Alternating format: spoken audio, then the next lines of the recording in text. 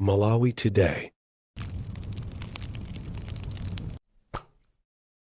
Zodiak Broadcasting Station, ZBS. Ndi nthawi ya nkhani zathu mchichewa.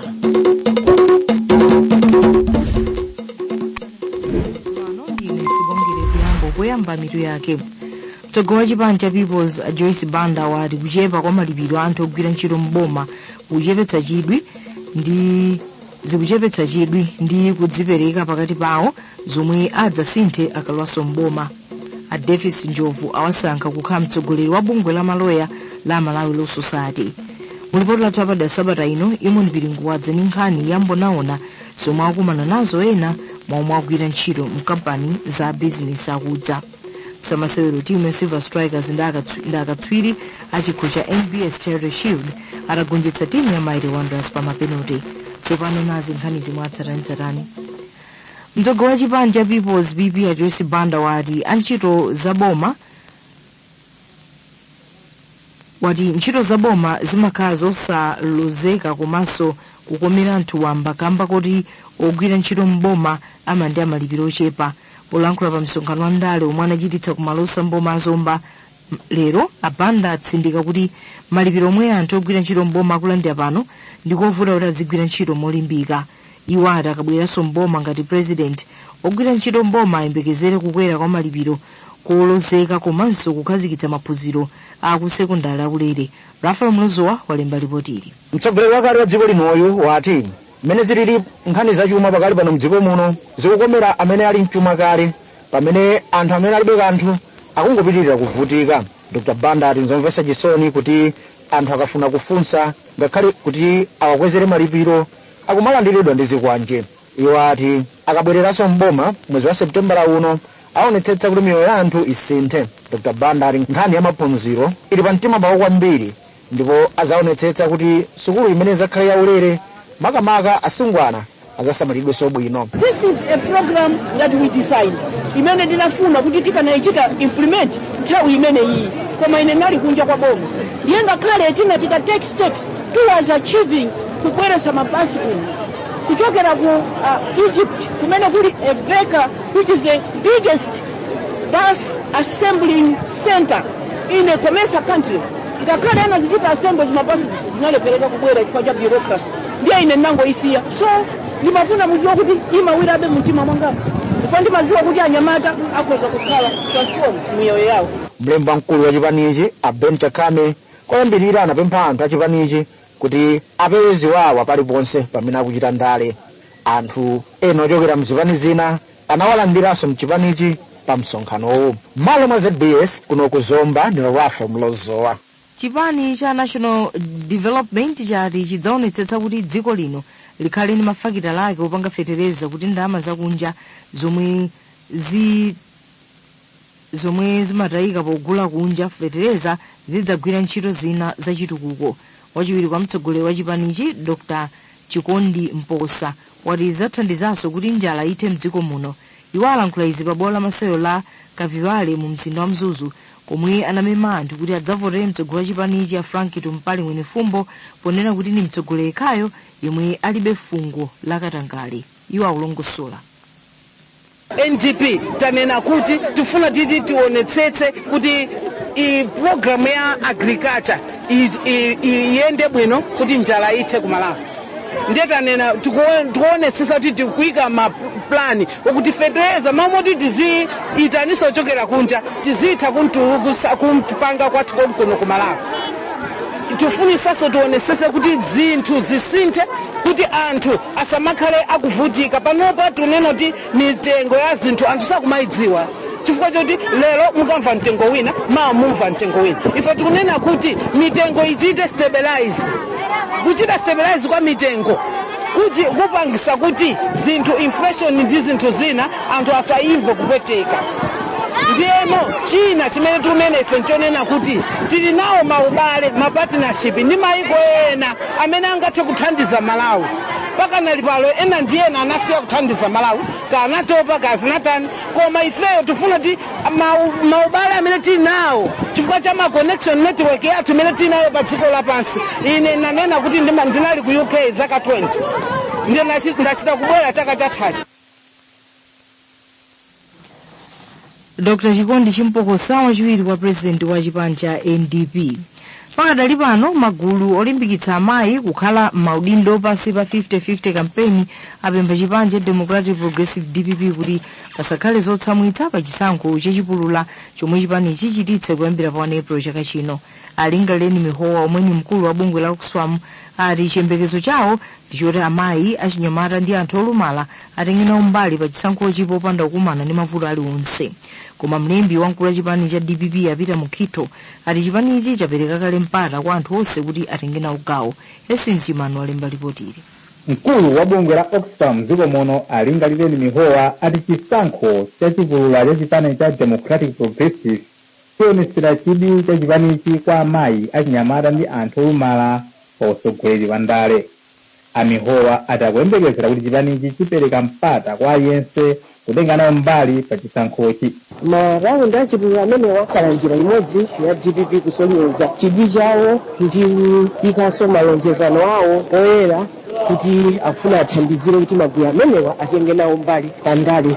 Mlembi wamkulu wa chipani cha DPP apita mukhito ati chipani ichi chakhala chikulimbikitsa magulu onse a anthu kupikisana nawo pa chisankhochi, koma iwo anenesa kuti palibe kukondera wina aliyense. Ngati chipani tawalimbikitsa azimayi ndi anyamatawa ndi anzathu olumaliwa kutenga gawo kwambiri powachepetsera ndalama imene akulipira pa mpikisano umenewu, imene itachita reduce ndi half. Patakali pano amukhito ati ntchito yowunika mayina a anthu oyenera kuvota pa chisankho chachipululachi imene inayamba lolemba pa 24 Marichi kufika lachisanu pa 28 Marichi 2025 yaenda bwino. Panali zina zimene ngati masipala mwina ena samakhutitsidwa nazo ndiye tinakhala nawo pansi kumapeto kwake tagwirizana aliyense tampasa mayina a anthu amene akukatenga nawo gawo ku msano umenewu wachipulula. Mawu Zodiak kuno Baraka ndine Hastings Zimani.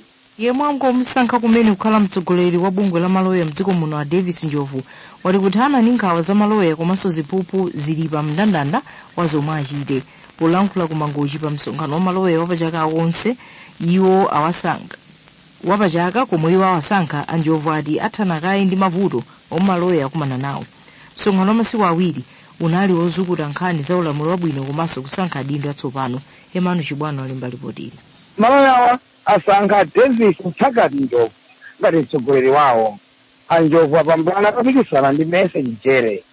Pasonkhano masiku awiri pakula anthu ambirimbiri amene anapereka nzeru zawo kuphatikizapo mkulu wa bungwe loona za chuma m'dziko muno la Economic Association of Malawi ECAMA Dr. Betha Chikaza amene anawunika bwinobwino za ulamuliro wabwino komanso ungwiro wamene maloya ndi anthu ena amagwirira ntchito. Ndipo loweruka amamemba a bungwe la Malawi Law Society anachita chisankho ndipo anasankha anthu ena oti ayendetse bungweli, ndipo mtsogoleri wake anasankha Davis Njovu. Anjovu asinthana ndi Patrick Mpaka amene akhala pa mpando ngati womwewu kwa zaka zinayi. Polankhulapo Mpaka anena kuti akuchoka pa mpando umene wa president munthu wosangalala, komabe anati pali zinthu zina ndi zina zofuna kukonza mu ntchito ya maloya. M'malo mwa ZBS kuno kumangochi ndine Emmanuel Chibwana. Mumvera nkhani pano pa Zodiak tionenso mitu yake. Mulipoti la Top da Sabata ino Imon Pilingo wadza ndi nkhani yambonaona zomwe akukumana nazo ena mwa omwe akugwira ntchito mkampani za bizinesi zakudza. A Davis Njovu awasankha kukhala mtsogoleri wa bungwe la maloya la Amalawi Law Society. Mtsogoleri wa chipani cha People's Joyce Banda wati kuchepa kwa malipiro anthu ogwira ntchito mboma kuchepetsa chidwi ndi kudzipereka pakati pawo zomwe adzasinthe akalowanso mboma. Mzamasewero timu ya Silver Strikers ndi akatswiri chikho cha NBS Charity Shield atagonjetsa timu ya Mighty Wanderers pa mapenalty. Tsopano ni nthawi ya ripoti la Top da Sabata ino. Dziko la Malawi likulimbikitsa nzika zake kuchita zosiyanasiyana, komanso likulimbikitsa akudza kukhazikitsa bizinesi zomwe zimathandiziranso kuchulukitsa ntchito muno Malawi. Koma nkhale zili chonchi mavuto nawo akudzanso. ogwira ntchito ena mkampani za akudzawa akudandaula ndi ziphinjo ndi nkhanza zomwe akukumana nazo. Mulipoti lathu apadi asabata ino imwe mpiringo wadza ndi nkhani yokhudza mbonaona zomwe Amalawi akukumana nazo akamagwira ntchito mkampani za anthu akudzawa. Pa 14 April mchaka cha 2024 ndi tsiku lomwe silidzayiwalika pa moyo wa bambo wina wa zaka 47 Asiraj Maliwa am'mudzi mwa Sadula mboma la Chiwawa. Pa tsikuli Amaliwa anapita ku Malawi kugwira ntchito monga mwa nthawi zonse pa kampani ya Sinohydro mbomali yomwe ndi ya nzika za dziko la China, komatu samadziwa kuti ili likhala tsiku lawo lomaliza kugwira ntchito pa malopa. Iwo akuti ali mkati mogwira ntchito, mmodzi mwa mabwana awo yemwe ndi wa mdziko la China anaona anthu ena akudutsa pa kampani komatu atanyamula zigubu zomwe anayamba kuwakayikira kuti amafuna kuba mafuta agalimoto pa kampani. Bwanayo anayamba kuloza chala Amaliwa kuti anagwirizana ndi anthuwa kuti abe mafuta agalimotowo. Ndikuwa muholo muja kira kwanamba sokono kundimenya sopano mene mujamo kundimenya mwankhaza muno akana ndinagwa pasi una uwina anatenge chibaba bako ndibowa pa mwendo pa. Amaliwa anagonekedwa pa chipatala cha Chikwawa kwa sabata zoposa zitatu komwe amalandira thandizo la zaumoyo kamba kovulala modetsa nkhawa. Pomwe patha chaka chimodzi chichitikireni nkhaniyi, Amaliwa akuti moyo wawo wasinthiratu. Iwo akuti akusautsika ndi ululu mthiti komanso pabondo. Iwo sakukwanitsa kupeza ndalama zothandizira banja lawo kamba kuti sangakwanitse kugwira ntchito kwa nthawi yayitali. Anthu anatikunena pano banja langa likusautsika kwambiri, likuvutika chifukwa chonena kuti sindikugwira ntchito yolongosoka. Apolisi anangomangapo nzika ziwiri mwa nzika za ku China 15 zomwe zinamenya Amaliwa omwe ndi a Aren Chen azaka 37 komanso a Peng Yongcha azaka 35. Bwalo la milandu la Chikwawa Magistrate linalamula awiriwa kulipira chindapusa cha 500,000 kwa aliyense. Izi nkuti nzika za ku Chinazi zitavomereza kuti zinamenya Amaliwa pa nkhani yomwe ati zinalakwitsa. A Dickson Maremba ndi mneneri wa polisi ya Chikwawa. Iwo akuti apolisi anagwiritsa ntchito uthenga omwe analandira. Pamene watu nawo tengera mu chibongo cha polisi nzika zimene za ku China ziwiri madongosoloso anapitidwa munthu amene iye anagonekedwa mchipatala kumalandira thandizo la mankhwala mpaka natinada kuwatengera ma-Chinese amene wakubwalo la milandu. Kulilongwe nzika za dziko lino zomwe zimagwira ntchito pa kampani yodziwika bwino pogulitsa nkhuku zikufotokoza nkhani yopatsa tsembwe. Ogwira ntchito kuno amawakakamiza kugwira ntchito mchipinda china chozizira kwambiri mpaka tuchepera 350 degrees Celsius komatu opanda zovala zodzitetezera. A Grace Chata omwe si dzina lawo lenileni akuti mabwana awo amawachitiranso nkhaza zathupi. amene anachoka kunokonda anthu obwera amatipanga nkhaza kopsa kumapezanso mati mwina blasija timasekula blasi yemene mwayonera ndi yayikulu mudakalowamo mene mudakalowamo blasi ndi yayikulu sagwa blasi chama 8 usegwa ndeti mpakana chama muna chama 11 chama 12 azititala chama 12 kulibe transport inali yonse mayendedwe ayesayenda yekha mudzi mumadziwa 36 inuwo 36 kulanthu kulocha koma amatila aleza lipongoza amene ati amathiwa tigwiririra tipanga bwina chipongwe chosakhala bwino. Anthuwa amagwira ntchitotu kuyambira 5 koloko mmawa mpaka 12 koloko usiku, koma samawapatsa mayendedwe aliwonse komanso amawadula malipiro ngakhale kuti adwale. Omwe amagwira ntchito ngati aganyu pa kampaniyi amalandira malipiro ochepera 4,800 kwacha akagwira ntchitotu kuyambira 5 koloko m'bandakucha mpaka 12 koloko usiku. Ambiri mwa iwo anati akuopa kuchotsedwa ntchito titawafunsa nkhani. Bwira mama ukachumba ndakula kuchiro yakayata yata njiro yakayata ndakulira kulata kupeluka usiku malipiro ndochepa kwambiri.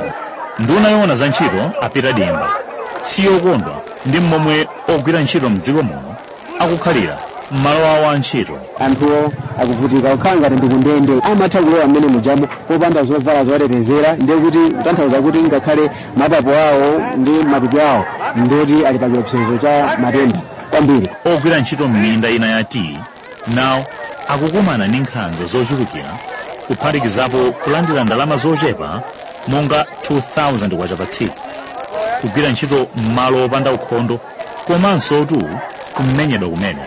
Izi nzochepa chabe mwa nkhanza zomwe ogwira ntchito mdziko lino akukumana nazo m'makampani a nzika za m'mayiko ena maka za ku China komanso ku India. Mwezi wa Februwari ogwira ntchito msitolo komanso nyumba za mzika za m'mayiko ena mu mzinda wa Lilongwe anachita zionetsero podandaula ndi kuchepa kwa ndalama zomwe amalandira pakutha pa mwezi komanso kugwira ntchito malo omwe amawayika pa chiopsezo miyoyo yawo. Ambiri mwa ogwira ntchitowa sadziwa tchuthi china chilichonse cha boma. Katswiri pa nkhani zokhudza ogwira ntchito a Robert Mkwezalamba akuti ogwira ntchito ambiri mdziko lino akukumana ndi nkhanza zotere kamba kakukula kwa vuto lakusowa kwa ntchito, kulephera kwa unduna wa za ntchito kuyendera kampani komanso kusagwiritsa ntchito malamulo maka kumbali ya undunawo. Ankwezalamba akutinso tukanangale ndiyemwe wamanga nthenje kuti ogwira ntchito mdziko lino asamatetezedwe. Obera amayiko enawo amakandi nthuzi mati mwawo ntchito zikuvuta ndiye mmozi akakula mtima ndindufuna onchosa kunsafala anzatoberawa tizibangatanga tisanjidanga wawansesa kuti malamulo ake dziko lino akadziwa. Nthambi ya ntchito mdziko lino imatsogozedwa ndi malamulo osiyanasiyana omwe cholinga chake ndi kuteteza ogwira ntchito mdziko lino kuti asamakumane ndi nkhanza, adzilandira chipuputa misonzi akavulala komanso adzigwira ntchito m'malo omwe sali pa chiopsezo. Malamulowa amalimbikitsa kuti pasakhale kusalidwa, kukakamizidwa kugwira ntchito, kuonetsetsa kuti anthu akugwira ntchito mu nthawi yoyenera, kulipidwa bwino komanso kugwira ntchito m'malo omwe sangayike pa chiopsezo moyo wa ogwira ntchitowo. Magulu okhudzidwa akuti ogwira ntchito ambiri mdziko lino samadziwa malamulo okhudza pa ntchito kamba kosowa chidziwitso. Mkulu wa bungwe la ogwira ntchito la Ekama a George Kaki wati nazo nzika za dziko lino zimachitiranso nkhanza ogwira ntchito anzawo nzikaso za Malawi.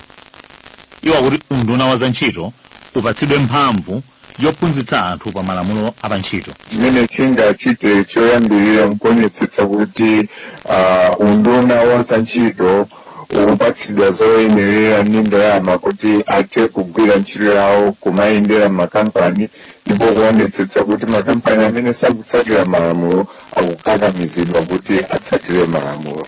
Nduna yoona za ntchito apita dimba ikuvomereza kukula kwa nkhanza zomwe ogwira ntchito mdziko lino akukumana nazo m'malo ogwira ntchito omwe nzika zake ndi za m'mayiko ena.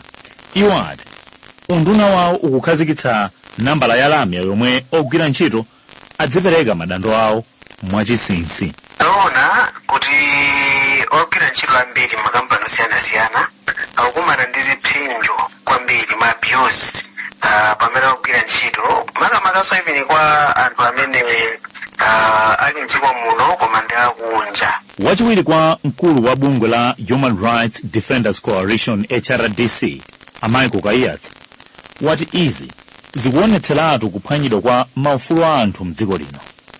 Akayatsa akuloza chala ogwira ntchito mu ofesi zoona ogwira ntchito kuti ndi omwe akulepheretsa kuteteza maufulu a anthu ogwira ntchito mdziko lino. Tukona kuti boma lilonse lili ndi ofesi ya labor mwachitsanzo komano mungatikuona kuti maofesi onsewa ndi omwe kuti anakukhazikitsidwa mwazina zake ngakhale kuti inde akuyesesa komabe ndi maofesi oti alibe kuthekera kokwanira. Kwa nthawi yayitali magulu osiyanasiyana kuphatikizapo boma siliyika chidwi ku mavuto omwe miyandamiyanda ya ogwira ntchito amakumana nawo pomwe akugwira ntchito mu kampani za nzika za mayiko ena pomwe kampanizi zikupanga phindu lochuluka. Nthawi yakwana tsopano kuti dziko lino lichitepo kanthu kuti umoyo wa ogwira ntchito ukhale otetezeka pomwenso likuyesetsa kukwaniritsa masomphenya ake achitukuko a Malawi 2063 omwe akufuna kuti dziko lino likhale lodzidalira pachuma komanso nzika zake zikhale zodziyimira pa zokha.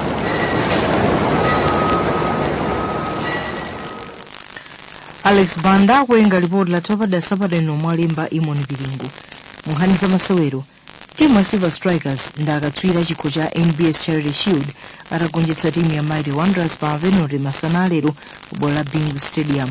Wanderers inatsogola mchigawo choyamba ndi chigoli cha Samatieri ndipo Silver Strikers inabweza kudzera mwa Bingu Katinji mchigawo chachiwiri. Blessing Singini wa Manoma ndi Zebron Galimo wa Silver Strikers asanamwitse zawo zigoli kuti masewero atere 2-2 mu mphindi 90. Gawo lalikulu la ndalama zomwe zimapezeka pa masewero a Charity Shield zimapita ku ntchito zachifundo.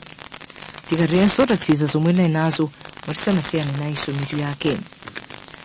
Mtsogoleri wa chipani People's Joyce Banda wati kuchepa kwa malipiro anthu ogwira ntchito mboma zikuchepetsa chidwi ndi kudzipereka pakati pawo zomwe adzasinthe akalonso mboma. A Davis Njovu awasankha kukhala mtsogoleri wa bungwe la maloya la Malawi Law Society. Ulipoti wa Topada Sapadeno Imoni Bilingu wadzeni nkhani ya mbonaona zomwe akukumana nazo ena mwa omwe akugwira ntchito mkampani za bizinesi akudza. Muzamasewero timu ya Silver Strikers ndakatswiri achikho cha NBS Charity Shield atagonjetsa timu ya Mighty Wanderers pa Avenue. Nkhani ndi zomwezi mnaindini sipongirezi yambo madzulo abwino. Aupatsirani za nyengo ndi amazinga bwenzi losaona nyengo madzulo abwino kwa inu nonse muli ndi netu ngemphoni. Tiyembekezere mitambo yapatali komanso mvula yowaza m'madera ena koma yamphamvu ndi yamabingu ikuyembekezeka kugwa maka m'madera a mchigawo chakumpoto mphepete mwa nyanja monga Kalonga usiku uno ndi mawa mmawa. Masana kudzakhala mitambo m'madera ochuluka ndiso mvula ikuyembekezeka kudzagwa m'madera ochepa maka a mchigawo chakumpoto. Mphepo idzomba ya mkuntho m'madera amene mukhale mvula yamabingu. Lolemba tiyembekezere mvula yamabingu kudzagwa m'madera ena a mchigawo chakumpoto komanso chigawo chapakati. Madera a mchigwa cha Shire kufunda usiku uno kufikira mawa mmawa pamene masana tiyembekezere mitambo yapatali komanso nyengo yotentha kwa mkabu kutentha pakati pa 23 ndi 32 degrees Celsius. Madera okwera chakumwera kuzizirapo usiku uno ndi mawa mmawa ndipo masana kudzafunda komanso kudzakhala mitambo yapatali ndipo mvula ikuyembekezeka kudzagwa m'madera ochepa. Ku Blantyre kutentha pakati pa 19 ndi 26 degrees Celsius. Madera a chigawo chapakati tiyembekezere nyengo yozizirapo usiku uno ndi mawa mmawa pamene masana kudzakhala mitambo yapatali komanso kudzafunda ndipo mvula ikuyembekezeka kudzagwa m'madera apatali.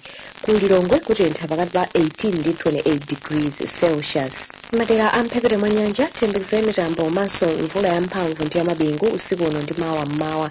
Masana kudzapita kukhala kwa mabingu pamene ku Mangochi kuyembekezeka kutentha pakati pa 22 ndi 29 degrees Celsius.